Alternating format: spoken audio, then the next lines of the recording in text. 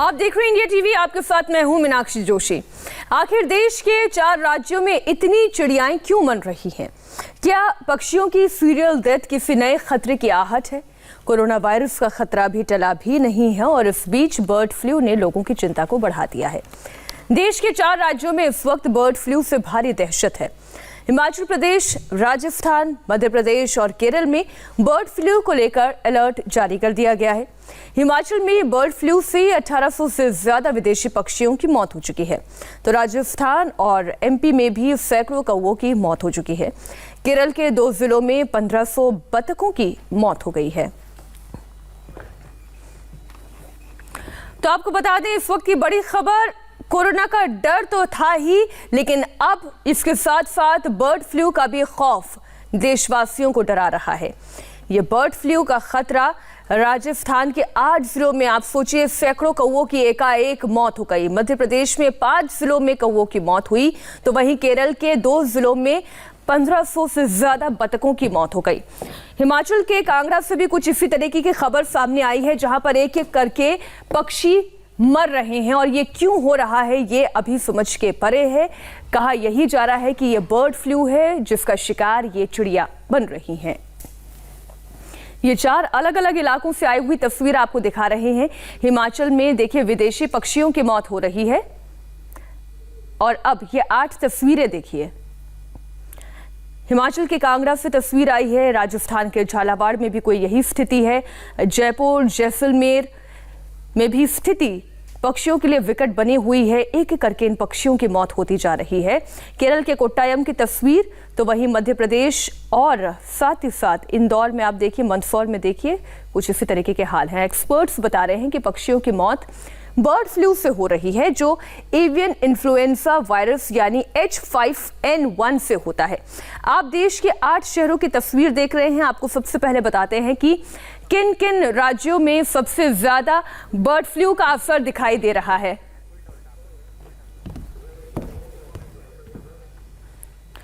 तो ग्राफिक्स और मैप के जरिए आपको बताते हैं कि कौन कौन से इलाके में बर्ड फ्लू का सबसे ज्यादा खतरा नजर आ रहा है। जैसे कि हम लगातार जानकारी दे रहे थे आपको, अब आप ये देखिए 4 राज्यों में बर्ड फ्लू का ये खतरा मंडरा रहा है। जिसमें बात की जाए हिमाचल प्रदेश की, कांगड़ा की तस्वीर हमने आपको दिखाई, राजस्थान की तस्वीर दिखाई, जहां पर जयपुर में भी बहुत सारे पक्षी जो है मौत का शिकार हो रहे हैं इस बर्ड फ्लू की वजह से। राजस्थान के अलावा बात मध्य प्रदेश की भी, एकाएक सैकड़ों कौवे मर गए। अब ये क्यों हो रहा है ये बताया जा रहा है। H5N1 ये इन्फ्लुएंजा जो है ये पक्षियों में होता है। ये राजस्थान, हिमाचल प्रदेश, इसके अलावा केरल के कोट्टायम से भी कुछ इसी तरीके की खबर सामने आई। मध्य प्रदेश की हमने बात की, मंदसौर की, वहां की तस्वीर हमने आपको दिखाई। तो ये वो इलाके हैं। हिमाचल प्रदेश, कांगड़ा जिले में विदेशी पक्षियों में बर्ड फ्लू पाया गया, उनकी मौत हुई। 1800 से ज्यादा विदेशी पक्षियों की मौत हो गई। ये कांगड़ा की जो खबर है वो आपके सामने रख रहे हैं। इसके अलावा धर्मशाला की भी हम बात कर रहे हैं। तो ये कोई एक प्रदेश का मामला नहीं है। आप देखिए, कांगड़ा जिले में विदेशी पक्षियों में बर्ड फ्लू पाया गया। दरअसल ये जो सीजन होता है, विदेश में ठंड बहुत ज्यादा होती है, इसलिए बर्ड्स माइग्रेट करती हैं, वो भारत आती हैं। लेकिन ये माइग्रेटरी बर्ड्स अपने साथ ये इन्फ्लुएंजा लेकर आई। राजस्थान में जयपुर, झालावाड़ की बात की जाए, बारां, नागौर, जोधपुर, पाली में भी कुछ इसी तरह से पक्षियों की मौत हुई है। और जो माइग्रेटरी बर्ड्स हैं ये बड़ी संख्या में राजस्थान भी आती है। अब उनकी वजह से ये कौवे जो है इस बर्ड फ्लू का शिकार हुए हैं। ये अभी फिलहाल जांच का विषय है। मध्य प्रदेश की तस्वीर भी आपके सामने रखते हैं। यहाँ पर 5 से ज्यादा जिलों में बर्ड फ्लू पाया गया है।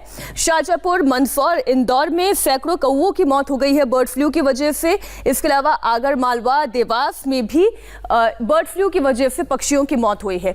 अब आप केरल की बात देखिए, केरल में क्या स्थिति है। केरल में भी तेजी से ये बर्ड फ्लू फैला है। केरल के कोट्टायम में जो है इस तरीके की खबर आई, 2 जिलों में बर्ड फ्लू का कहर देखने को मिला, जहां पर बतखों की मौत हुई है। इसमें कोट्टायम और अलपुजा में 1000 से ज्यादा पक्षियों की मौत हो गई है। 1500 से ज्यादा, बल्कि अगर हम बोले 1500 से ज्यादा संख्या है बतखों की मौत हुई है यहां पर। तो केरल की तस्वीर भी हमने आपके सामने रख दी। तो राजस्थान, मध्य प्रदेश, केरल, इसके अलावा आप देखिए एवियन इन्फ्लुएंजा इसे कहा जाता है। बर्ड फ्लू में पक्षियों को वायरल इन्फेक्शन हो जाता है। अब इस इन्फेक्शन को कहा जाता है H5N1 वायरस, जिसकी वजह से पक्षियों की मौत होती है। मुर्गियों में ये बहुत ही आसानी से वायरस फैलता है। आपको ध्यान होगा आज से कुछ साल पहले भी मुर्गों में इस तरीके के वायरस फैला था, जिससे बड़ी संख्या में मुर्गियों की मौत हुई थी। तो ये पूरी जानकारी हमने आपके सामने रख दी कि अब ये वायरस फैलता कैसे है। ठीक जैसे ही इंसानों के अंदर इन्फ्लुएंजा फैलता है, ये उसी तरीके से फैलता है। ये संक्रमण तेजी से संक्रमित पक्षियों के संपर्क में आने की वजह से फैलता है। इंसानों में आंख, नाक, मुंह से ये वायरस फैलता है। वायरस की एंट्री होती है। बर्ड फ्लू होने पर कफ, डायरिया, बुखार हो सकता है। सांस लेने में दिक्कत हो सकती है। सिर में दर्द की शिकायत होती है और गले में खराश और शरीर में बेचैनी भी बनी रहती है। तो ये सिम्टम्स हैं। अब आप देखिए, ये सिम्टम्स कुछ वैसे ही हैं जो कोरोना के भी सिम्टम्स हैं, जिसकी वजह से लगातार पिछले साल पूरा देश परेशान रहा, विश्व परेशान रहा और इस बार भी, ये साल भी बर्ड फ्लू लेकर आया है। अब आप देखिए, हिमाचल प्रदेश में बर्ड फ्लू से दहशत का माहौल है और प्रशासन भी सतर्क हो गया है। प्रशासन ने अलर्ट जारी कर दिया है। बहुत सारे माइग्रेटरी बर्ड्स पिछले एक हफ्ते में मरे हैं पोंग डैंग जो एरिया है उसके आसपास।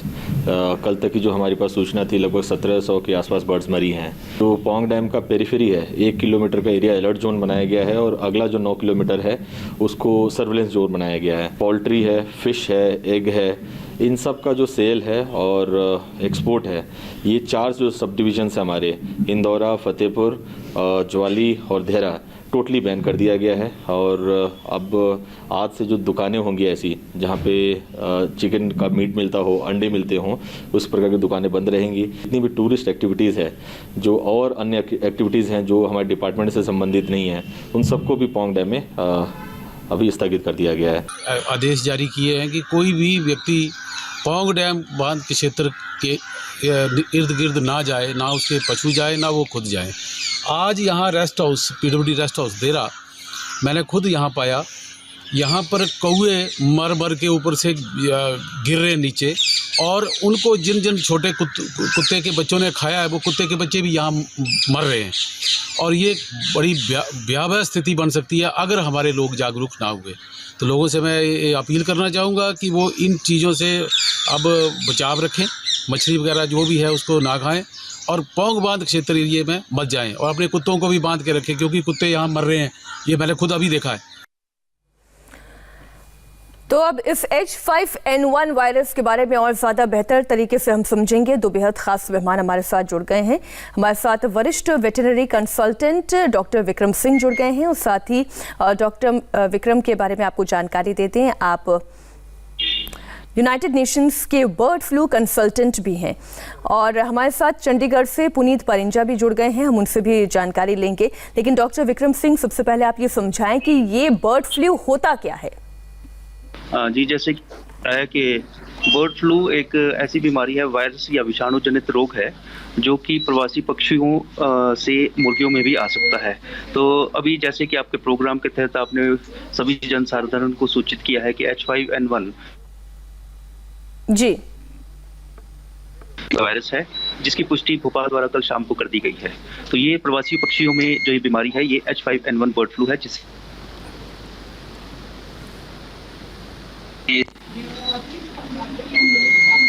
थोड़ी सी नेटवर्क में दिक्कत है, हम कोशिश करते हैं उसको जल्द से जल्द दुरुस्त कराने की। उसके बाद हम दोबारा डॉक्टर विक्रम आपका रुख करेंगे।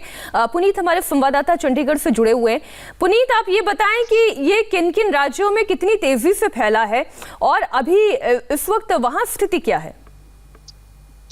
देखिए, अगर यहाँ की हम बात करें, यहाँ पर तो खासकर हिमाचल के कांगड़ा में ये जो है सबसे ज्यादा इसमें प्रभावित हुए हैं यहाँ पे हिमाचल में, और सबसे पहले वहीं पर इसकी पुष्टि हुई। उसके बाद जब इसके सैंपल लिए गए, जब वहाँ पर 1700 के आसपास जो पक्षी थे वो इसमें इसकी चपेट में आए और एकदम से वो जो पोंग डैम का जो इलाका है वहां पर ये जो इसके जो तादाद जो थी काफी ज्यादा देखने को मिली। और उसके बाद इसके जो सैंपल थे वो जालंधर, चंडीगढ़ और अलग अलग लैब्स में भेजे गए और वहां पर इसकी जो रिपोर्ट थी वो पॉजिटिव आई। और उसके बाद अब क्योंकि रिपोर्ट पॉजिटिव आने के बाद फिलहाल प्रशासन जो है वहां पर पूरी तरह से सतर्क हो गया है, क्योंकि सबसे ज्यादा जो डर जो है वो यहाँ पर इस बात का है कि कहीं ये जो वायरस है वो बाहर जो ह्यूमंस हैं उनमें ना फैल जाए। और इसके साथ ही अगर हम बात करें यहाँ पर, तो चंडीगढ़ के साथ लगते पंचकुला, जो हरियाणा का एक काफी मॉडर्न सिटी भी कहा जाता है, वहां पर भी इस तरह की एक रिपोर्ट सामने आई है जिसमें लगभग 70,000 जो मुर्गियां हैं वो इसकी चपेट में आई है। हालांकि उसमें वायरस क्या है, क्या वो बर्ड फ्लू है या कौन सा वायरस है, वो अभी कंफर्म नहीं हुआ है, लेकिन इतना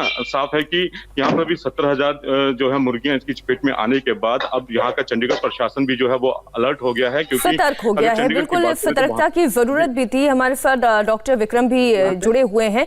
डॉक्टर विक्रम, ये पक्षियों में पहले तो फैलता कैसे है और पक्षियों से इंसानों के भीतर कैसे आ सकता है? क्योंकि जो सबसे बड़ा डर इसी बात का है कि कोरोना की दहशत तो है ही, अब ये बर्ड फ्लू आ जाना, ये इंसानों तक कैसे पहुंच सकता है?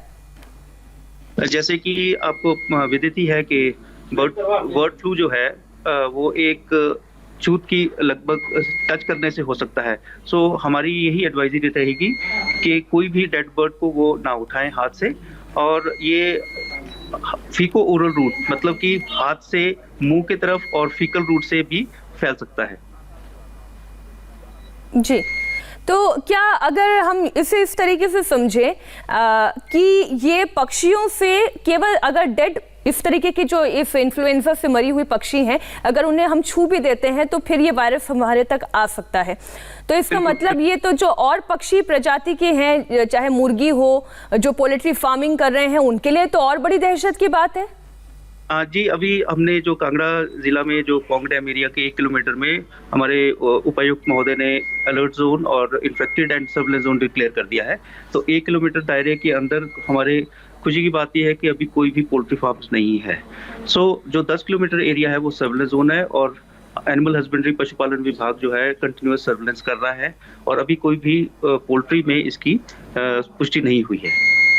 और अगर हम इसे इस तरह से समझें कि इसकी तेजी से फैलने का वक्त कितना होता है, क्या बहुत तेजी से फैलता है, या अगर कंट्रोल कर लिया जाए तो कितनी जल्दी ये कंट्रोल हो सकता है? जी, जितनी जल्दी हम विदिन 24 आवर्स अगर डेड बर्ड को देखते हैं, उसको प्रॉपर डिस्पोज कर देते हैं, तो इसकी फैलने की क्षमता बिल्कुल कम हो जाती है। जैसे कि आपको विदित ही है कि ये प्रवासी पक्षियों द्वारा फैला जा रहा है, तो प्रवासी पक्षी कहीं भी उड़कर जा सकते हैं, लेकिन इनका हैबिटेट ऐसा है कि ये ह्यूमन पॉपुलेशन में इंटरेक्ट नहीं करते हैं। सो हमारी एडवाइजरी अभी भी यही है कि कोई भी पोंग डैम एरिया की तरफ को ना जाएं, और अपने हाथ, पाँव, मुंह हमेशा अच्छे साफ रखें, पर्सनल हाइजीन का ख्याल रखें। इस स्थिति में अंडा, चिकन, मीट खाने से कोई परहेज नहीं है, लेकिन अगर वो बनाना भी है तो 70 degree centigrade up to 25 to 30 minutes boil करके, जैसे हमारी भारतीय व्यंजन पद्धति है, उससे हम खा सकते हैं। तो पशु और पशुपालकों और पोल्ट्री पालकों को इससे डरने की कोई आवश्यकता नहीं है। यानी आप ये बता रहे हैं कि जो लोग अगर यहाँ दिल्ली में बैठे हैं, नोएडा में बैठे हुए हैं, वो अंडा खाना चाहते हैं, चिकन खाना चाहते हैं, तो उन्हें बहुत ज्यादा डरने की जरूरत नहीं है। जी, बिल्कुल बिल्कुल सही।